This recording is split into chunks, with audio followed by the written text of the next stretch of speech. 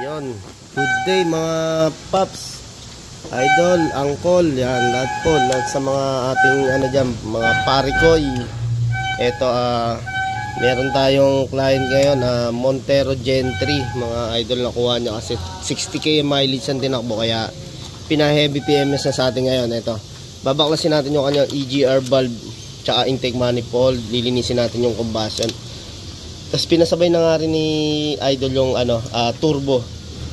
So magpapalit din tayo ng transmission fluid dahil automatic to, pati transmission filter. Tapos i-change oil na rin po natin. Gagamit tayo siyempre ng ating genuine Mitsubishi oil na fully synthetic, yan. Okay. Tapos siyempre inumpisa na natin. Tinanggal muna natin yung battery ni Bossing, Tapos magdi-drain tayo ng coolant dito para pwede pa natin ibalik kasi 60 pa lang naman. Ang palitan ng coolant natin pwede po hanggang 80k mileage. Ayan, tapos kanina pinakinggan naman namin yung tunog na makina ni Bossing, okay naman, Talagang gusto niya lang mapalinis tong EGR nga tsaka turbo para naman sa ganon wala na siyang aasikasuhin sa susunod na mga araw. Ayun mga paps, umpisa namin. Makikita nyo mamaya kung gaano kadumi yung 60k mileage na tinakbo ng EGR valve tsaka turbo. Okay, umpisa na po namin. Ayan, basta thank you po sa lahat ng ating followers sa subscriber. Thank you. Ayan mga idol, tinatanggal na nga namin yung coolant. Tapos ayan yung ating EGR. Panlaman niya. Palabas na, ha? Dahil panlaman niya yung na yan. Ayun, kapal, Ayan, throttle bad natin. Ayun yung mga idol. Ito na nga yung ating EGR. Makapal na rin yung carbon,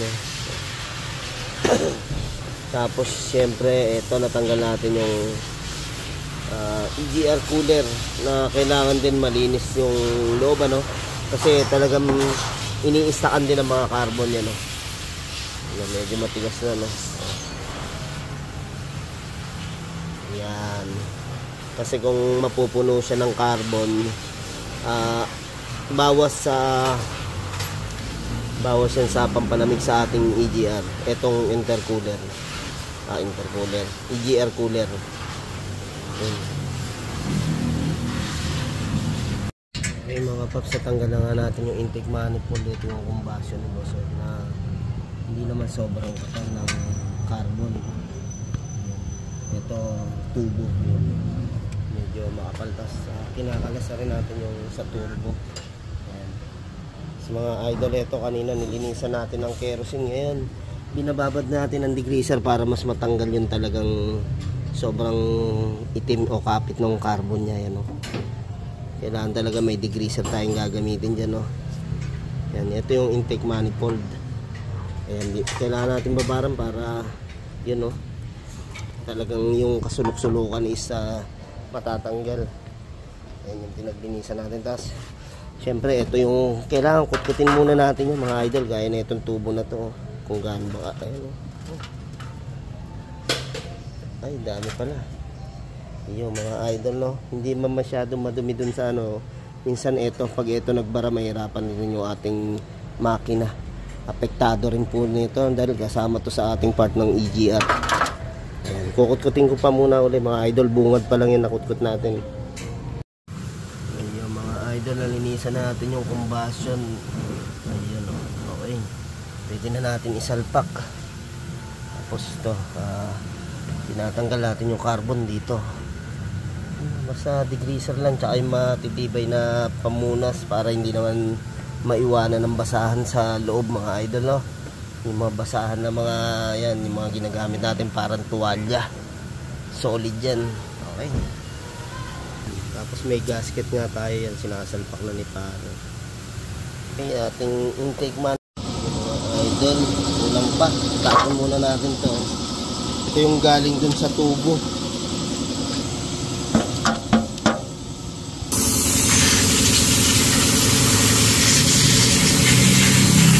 Ayun mga paps, habang kinakabit ni Idol yung mga pinaglilinisan natin na yan, pati mga plates, sinama natin linisan. Kakalasin ngayon natin tong turbo para malinisan maigi. Ayan. Unang-una, kinakalas natin tong lock neto rito para matanggal natin yung ayan, para matanggal natin yung pinaka-vacuum. Ay, ito. Pinaw. Ayun, yun yung pinaka-lock niya mga idol. Oh. Sinikwat lang natin, nakasuksok dito yan. Siyempre tatabi natin. Sinunod natin tanggalin yung size 12 dito na 2 tornilyo, no? Ayan. Okay, natanggal na nga natin. Ayun. Yung vacuum natin. Kasi ito mga paps, pagka bibili kayo ng parts sa turbo na ito yung mga parts number natin, no? Ayan. Kailangan na tandaan natin yan. Kung may papalitan lang naman kasi isa sa hinihingi ng ano yan, mga parts dealer. Yan, ito mga number na to, mga importante yan. Yan, tingnan natin yung peller ni boss kung okay. Ay, makunat pa. Sa 60K mga idol, madumi nga to kasi medyo makunat pihitin, no? Lumalaban. Kaya kailangan talaga natin malinisan, no? Hindi gaya ng mga hindi nalinisan agad nasira ang ano. Etong peller na to nagkaroon ng kalog, no? Pag ganyan makunat na yan, talagang bibigay yan pag tumagal.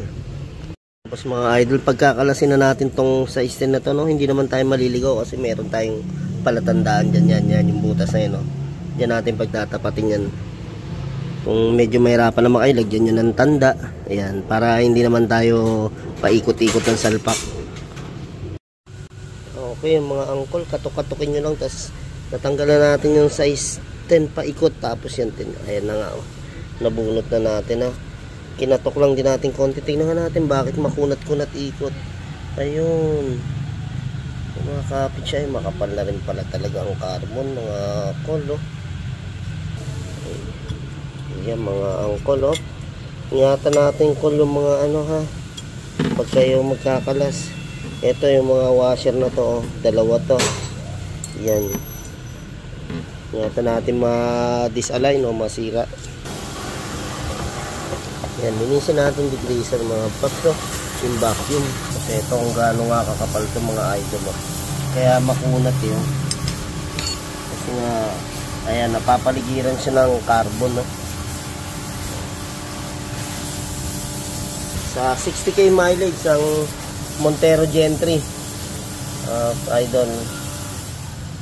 Yan mga kol, ito na yung ating oil pan ng transmission dahil 60K mileage na rin. Papalitan na rin natin transmission fluid at transmission filter. Yan. Yan. Ano ay? Ha? Yan mga idol, linisan na nga natin, oh. Ayan. Titignan natin kung freewheeling na to ating ano, ayos, lumambot na, oh. Yan. Linis na rin. Ayun, dapat gano'n, oh. Pag iniikot mong gano'n, talagang iikot pa rin siya. Kanina talagang ayaw, eh. Tapos balik na natin yung lock ng pinaka-vacuum. Dito. Ayan.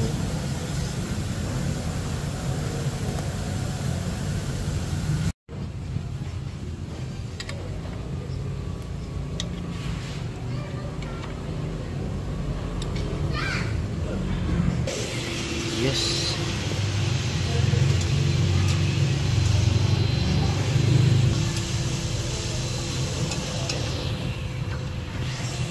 Dumi pa.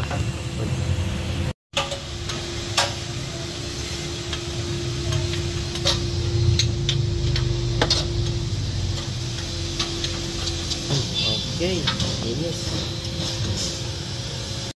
Yung mga idol, chininsil na nga rin natin na itong Montero ni boss, no? Gumamit tayo ng Hams Oil 5W40. Balit 2 galon ang ating nagagamit yan mga paps, oh. Basta Montero Gentry. Ayan mga idol, sasalinan na natin ng transmission fluid. Dito tayo nagbubukas, eh.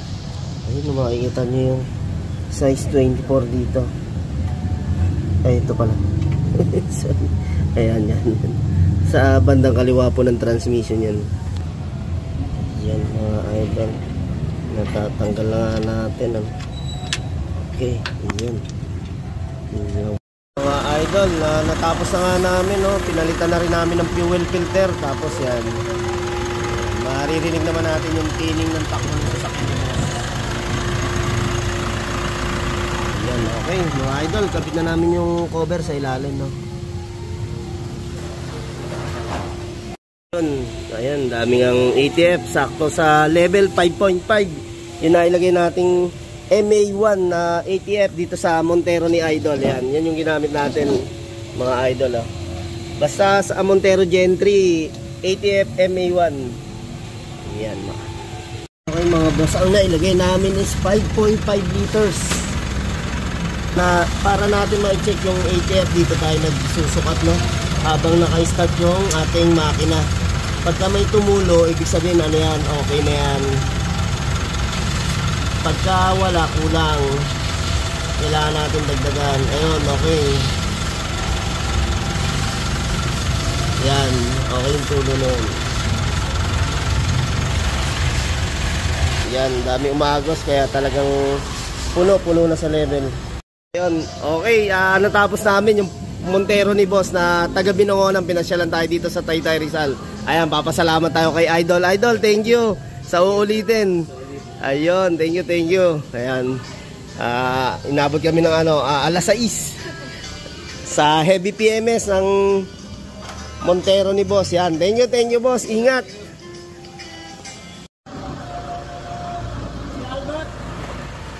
Yun, thank you. Ayun mga idol, thank you kay boss. Natapos kami sa heavy PMS, 7 na, mag alas 7 na ng gabi. Kaya ayun, sulit naman yung pagod natin.